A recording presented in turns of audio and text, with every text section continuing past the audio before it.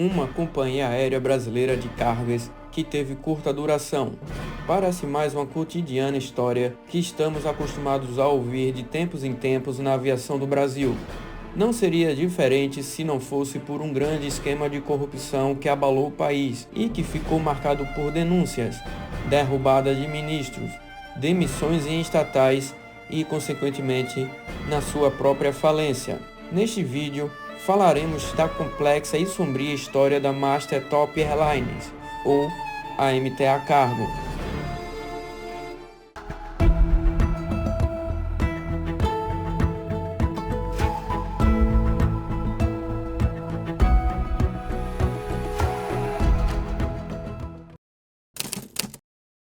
Nós do Cultura do Ar gostaríamos de salientar que o conteúdo a seguir não tem interesses políticos ou partidários, tal como visamos somente explanar um assunto difuso pelos veículos de mídias tradicionais à época e que se encontram sob domínio público até os dias de hoje.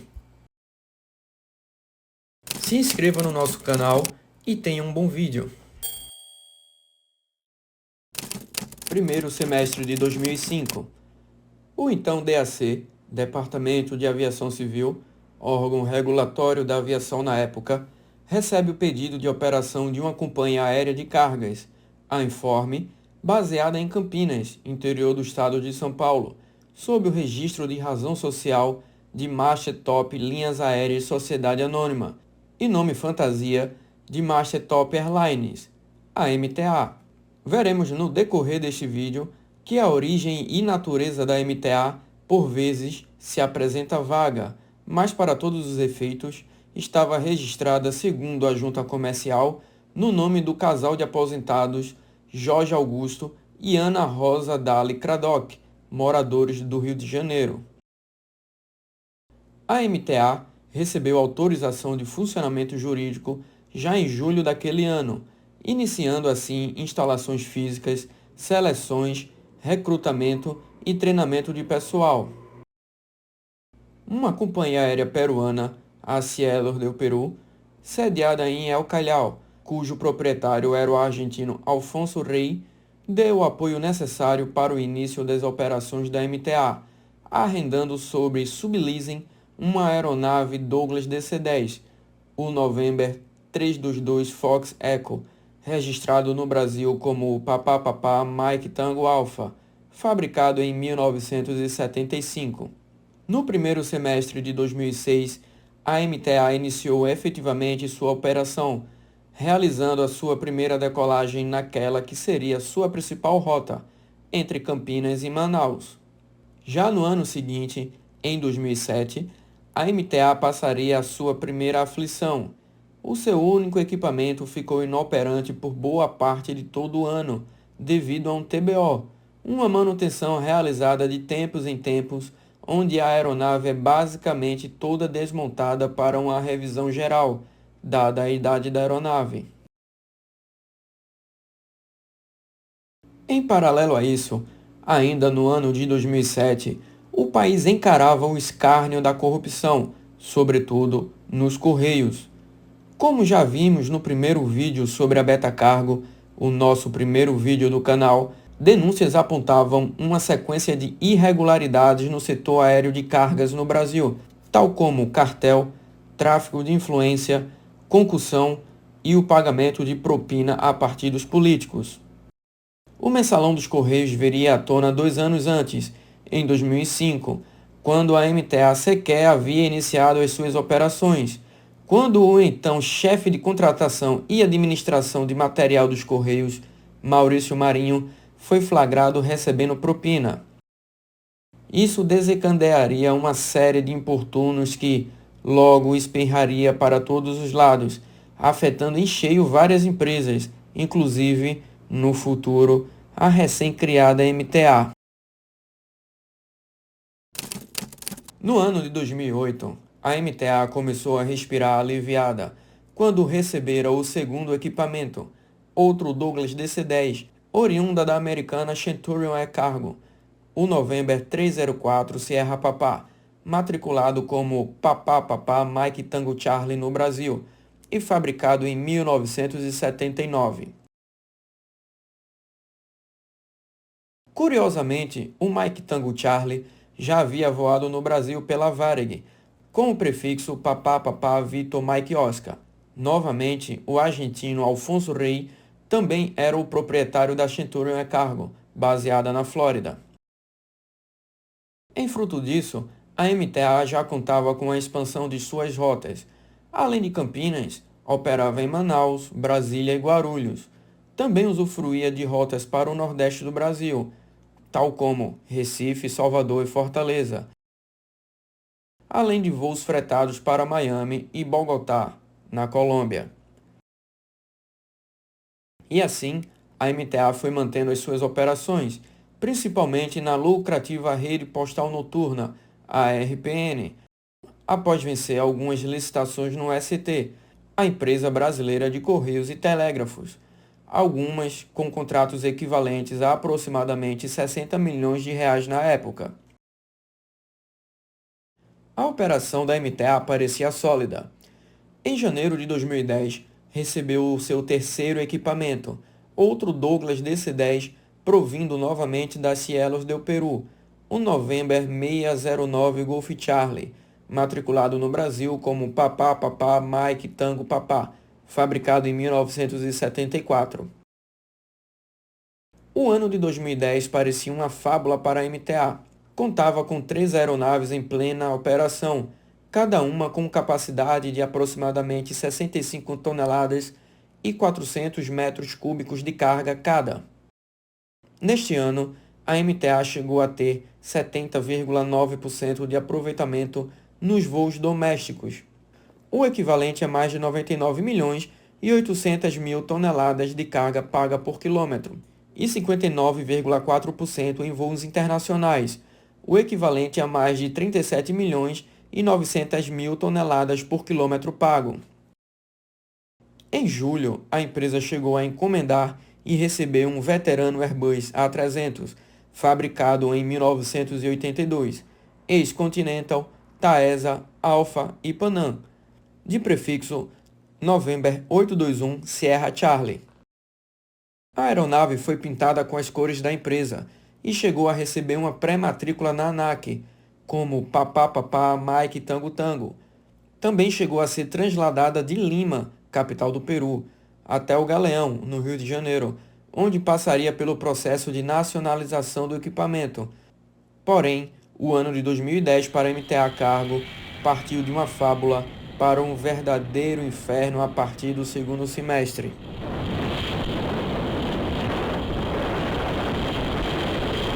O que vamos apresentar a partir daqui é um esquema de corrupção digno de um filme do Al Capone. Desembaralhamos um esquema que foi difícil até de compilar, por isso o faremos em ordem cronológica. A então ministra da Casa Civil, Dilma Rousseff, deixava o cargo para concorrer às eleições presidenciais de 2010. No seu lugar, sucederia a sua, então, assessora direta, Erenice Guerra, também filiada ao Partido dos Trabalhadores desde 1981.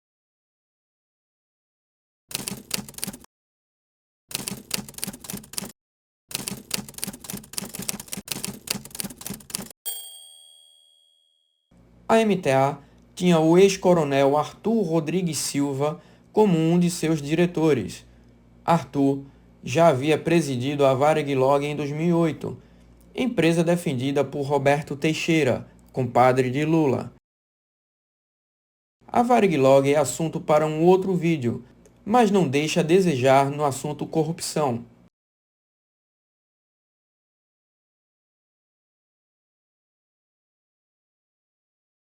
A então já ministra da Casa Civil, Erenice Guerra, resolve fazer uma reformulação administrativa na diretoria dos Correios, a pedido do atual presidente Luiz Inácio Lula da Silva. Então, o ex-coronel Arthur deixa o cargo na MTA e assume a diretoria de operações dos Correios por indicação de Erenice e nomeação de Lula.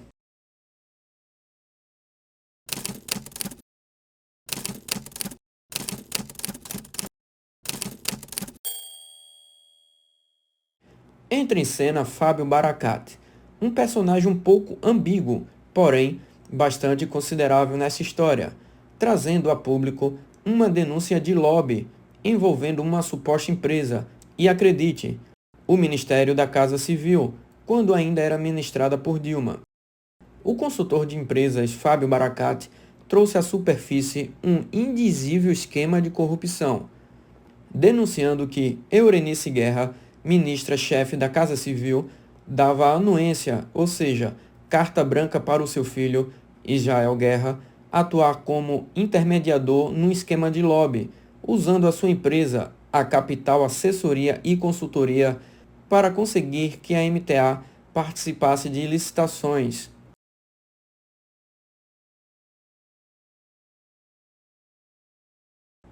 Barakat diz que teve que se aproximar de Israel para tratar de negócios pessoalmente, com então ainda ministra Dilma Rousseff e Eurenice, seu braço direito. Barakat conta ainda que no encontro teve que deixar para trás qualquer objeto que pudesse embutir um gravador, como um relógio, uma caneta ou um celular. Uma atitude digna de filmes de máfia.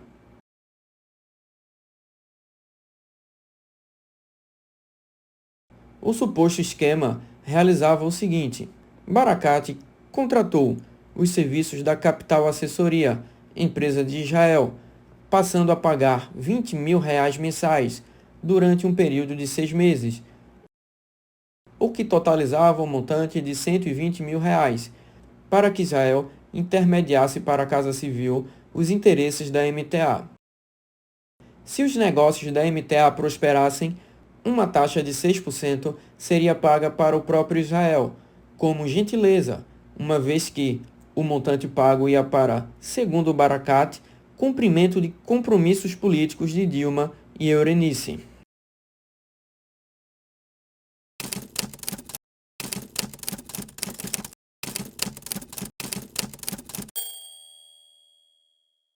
O lobby, com patrocínio materno, parece ter dado certo. Nos meses que se seguiram, a MTA, via Barakat, obteve contratos de R$ 84 milhões com os Correios. Estima-se, portanto, que a Capital Assessoria tenha embolsado algo em torno de R$ 5 milhões, se considerados 6% cobrados como taxa de sucesso por Israel. A Capital Assessoria também prestou serviços à MTA, tal como uma ajuda junto à recém-criada Agência Nacional de Aviação Civil, a ANAC, para a renovação de uma concessão de regularização de direito previdenciário. A renovação permitiu que a empresa cumprisse seus compromissos com os Correios. Outra facilidade que a Capital Assessoria teria prestado à MTA foi a amortização de uma multa perante a Infraero, devido uma de suas aeronaves ter ultrapassado o período de 30 dias no Pátio do Galeão, no Rio de Janeiro.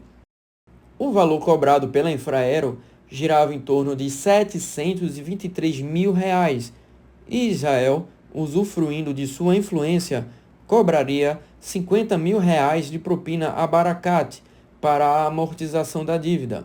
A movimentação foi entregue em forma de denúncia por Barakat à Polícia Federal. O esquema estava criando corpo e a cada dia estampando as capas das revistas e os telejornais. A eleição presidencial seria em pouco menos de um mês. Algo deveria ser feito. Lula, então, chamou Eurenice no Palácio da Alvorada e a aconselhou a apresentar provas e respostas que negassem o esquema o mais rápido possível.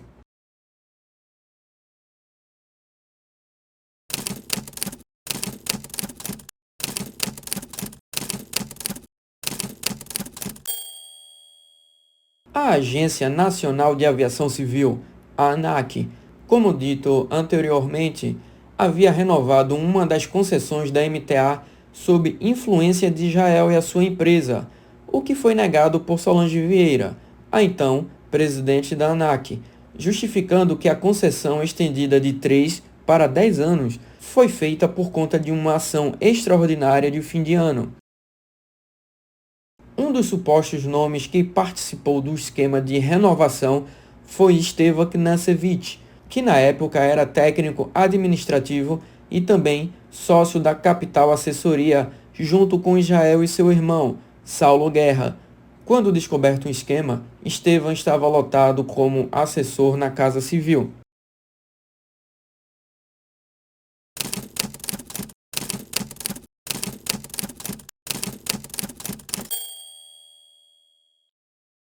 O ex-coronel Eduardo Arthur, então já de posse da diretoria dos Correios, também foi procurado por suposto envolvimento no escândalo. A MTA conseguiu vencer uma licitação de 60 milhões de reais sem sequer participar. Foi descoberto também que Eduardo e a sua filha Tatiana, por meio da empresa Martel Assessoria, prestavam serviços à MTA.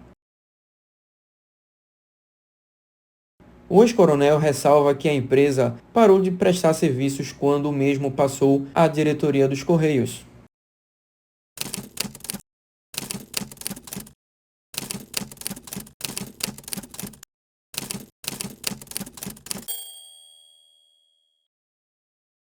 À medida que as investigações avançavam, mais coisas surpreendentes eram descobertas.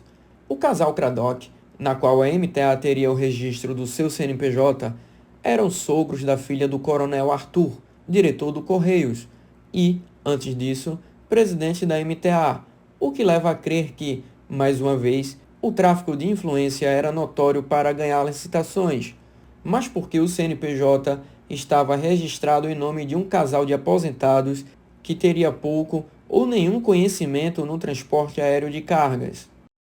Foi descoberto que o argentino Alfonso Rey, proprietário da Cielos del Perú, do grupo Centurion Cargo, empresas nas quais teriam cedido aeronaves para o início da operação da MTA, era o verdadeiro dono da MTA, e o ex-coronel Arthur seria o testa de ferro no Brasil, tendo em vista que a lei vigente dizia que estrangeiros só poderiam deter até 20% de uma empresa no país, e isso seria uma manobra que facilitaria a atuação de Alfonso no Brasil.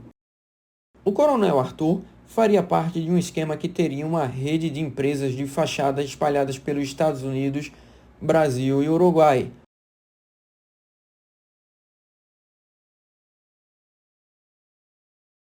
Haviam 6 empresas em apenas 2 endereços, Campinas e em Montevidéu, capital do Uruguai. A MTA, inclusive, estava também registrada de fato como Daedalus Aviation Finance, na movimentada Avenida 18 de Julho, número 878, na capital uruguaia.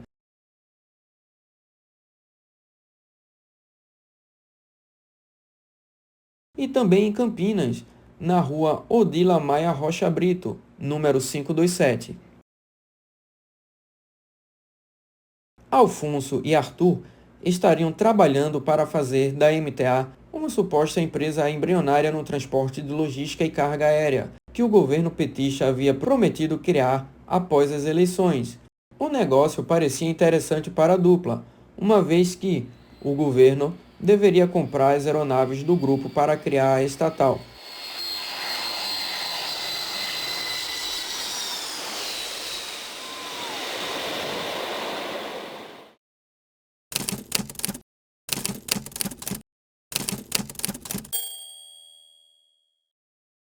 Para começarmos a fechar o elo de corrupção que enraizou na MTA, o Correios foi o pivô de quase tudo. Além de contratos milionários, licitações fantasmas e benefício de rotas da RPN, um caso pouco falado, mas que aqui iremos elucidar.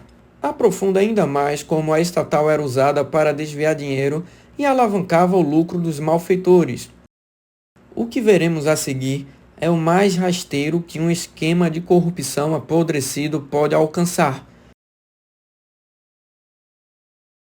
Em um relatório para a Controladoria Geral da União, a CGU, há a seguinte declaração. Em um dos contratos que o Correios havia celebrado com a MTA, constaria o transporte de carga entre São Paulo, saindo de Guarulhos, até Manaus, ao preço unitário de R$ 1,99 por quilo transportado. Ao mesmo tempo, a outro contrato celebrado entre o Correios e a MTA, no trecho entre Brasília e Manaus, ao preço de R$ 3,70 por quilo transportado, quase o dobro do preço anterior, porém com menor distância e tempo de voo. Uma auditoria em loco, ou seja, presencial, realizada pela CGU, detectaram que o Correios estava encaminhando a carga de São Paulo até Brasília por via terrestre, usando caminhões. Quando a carga chegava em Brasília, por sua vez, era embarcada nos aviões da MTA até Manaus. Isso indica que o Correios estava desembolsando algo em torno de R$ 1,71 a mais por quilo transportado a partir de Brasília, do que pagaria se a mesma carga tivesse partido de São Paulo, sem contar os custos do transporte terrestre entre São Paulo e Brasília. Como uma das provas, a CGU detectou que houve um aumento incomum de embarque de cargas saindo de Brasília para Manaus e, ao mesmo tempo, uma inexplicável diminuição de embarque de cargas de São Paulo para Brasília.